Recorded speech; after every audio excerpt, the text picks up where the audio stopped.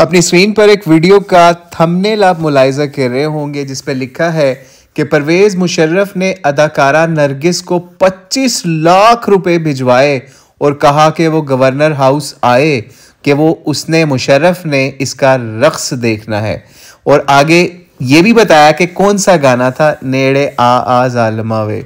यानी इस पॉडकास्ट के अंदर और भी बहुत सारी ऐसी बातें हुई, लेकिन ये समझ लीजिए नरगिस से ये बात यासिर शामी साहब ने निकलवाई।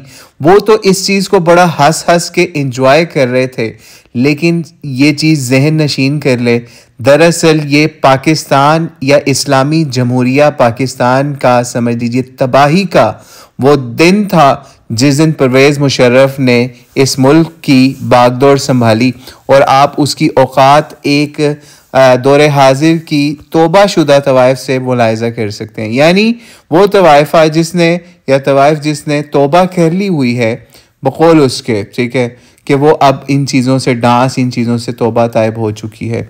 और वो बता रही है कि मुल्क पाकिस्तान जो कि कलमे के नाम के ऊपर बना, जिसके आइन के अंदर ये चीज़ लिखी हुई है कि कोई भी कानून या कोई भी चीज़ इस मुल्क के अंदर कुरान और सुन्नत के मुनाफी नहीं हो सकती, लेकिन उसका सदर या उसका चीफ क्या गुल खिलाता रहा है। ये सिर्फ एक कहानी है जो नरगिस ने जिसके ऊपर से पर्दा उठाया है। नहीं तो आप इस इंडस्ट्री के लोगों से पता कर लें, वो आपको बता देंगे कि कहाँ कहाँ अब भी और पहले भी क्या क्या मामलात इस तरह के होते रहे हैं। बहरहाल अब भी जो लोग बड़े मुशर्रफ के फ़ैन हैं वो देख लें और समझ लें कि लाल मस्जिद के साथ मुशर्रफ ने वो वाक़या क्यों करवाया था, और लाल मस्जिद के पीछे भी उस वक्त जो है वो क्या मामला था, मसाज पार्लर वाला या चाइनीज़ मसाज सेंटर्स वाला। वो समझ लीजिए कि उसके ताने माने किस तरह मुशर्रफ से मिलते होंगे कि उसने ये काम भी करवा दिया। और यहाँ पे हम अगर हमारी ये वीडियो या बात या आवाज़ नरगिस साहिबा भी सुन रही हैं, उनके लिए भी हम दुआ करेंगे कि अल्लाह ताला उनको हिदायत कुल्ली अता फरमाए और तक़वा अता फरमाए। और उनको हम दावत इस्लाह पेश करेंगे कि अगर आपने काइंड ऑफ हिजाब करना शुरू कर दिया है और पार्लर भी आप चलाती हैं, तो आप इस तरीके से हंस हंस के उछल के किसी मर्द से, गैर महरम से इस तरीके से ऑन कैमरा या ऑफ कैमरा बातें ना करें, जिस तरीके से आप यासिर शामी के साथ फ्री हो के इंजॉय करते हुए बातें कर रही थी। ये इस्लाम का तरीका नहीं है। कुरान ने बाकायदा औरतों को ये उसूल समझाया कि जब आपने किसी गैर मर्द से बात करनी है तो आपने इस तरीके से करनी है कि उसके दिल में या कोई रोग या कोई ऐसा मामला ना हो जाए, बल्कि आपने उससे सख्ती वाले लहजे के अंदर बात करनी है। लेकिन आप देख लें वो क्या कर रही है। बहरहाल इस तरीके से जब तक ये लोग समझ लीजिए जुनैद जमशेद की तरह से तौबा नहीं करते कि पूरी इंडस्ट्री को खैराबाद कह के अपना सारा वियर टियर हर चीज़ जो है जब तक नहीं छोड़ते, उस वक्त तक हम नहीं समझते कि इन लोगों ने कोई सही सच्ची तौबा की। बहरहाल तौबा तो अल्लाह ताला कबूल करने वाले हैं।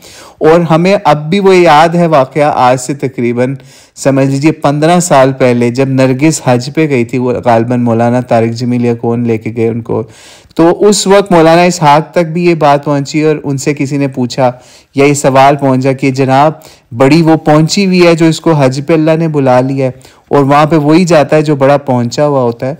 तो उस वीडियो के अंदर भी मौलाना इसहाक ने इस चीज़ का बड़ा ज़बरदस्त तरीके से जवाब दिया था। तो वो भी किसी को वीडियो चाहिए तो हम वीडियो तलाश करके इंशाल्लाह उसको दे देंगे।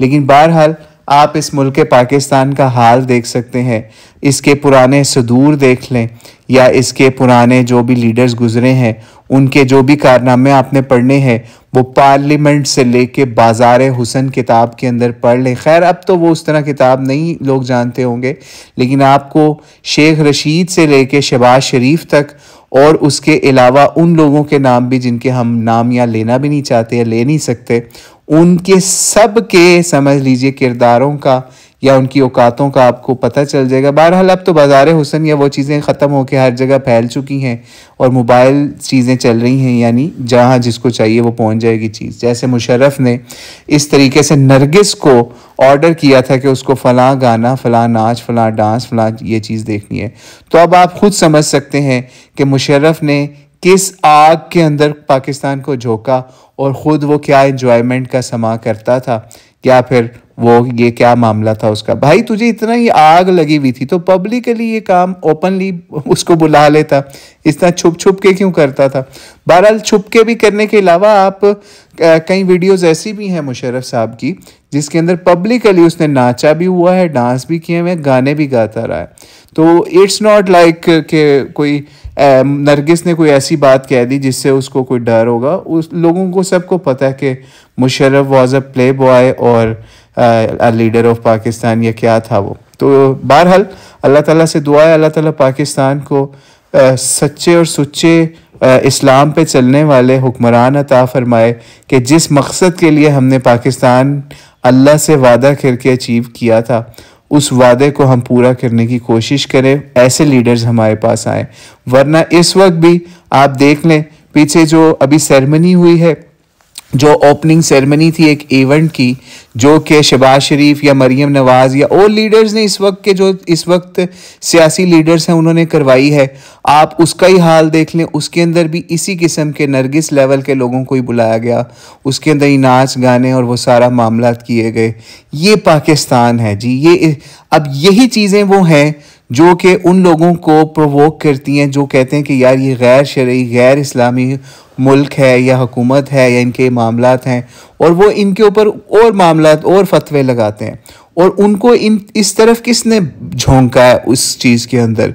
इन्हीं लोगों ने, कि जिनका काम सिर्फ और सिर्फ आर्ट्स के नाम के ऊपर या फिर इंडस्ट्री के नाम के ऊपर या फिल्म इंडस्ट्री या ड्रामा इंडस्ट्री के नाम के ऊपर सिर्फ हाशी और उरियानी को फ़रोग देना है या गाना और गाने वालों को प्रमोट करना और फ़रोग देना है।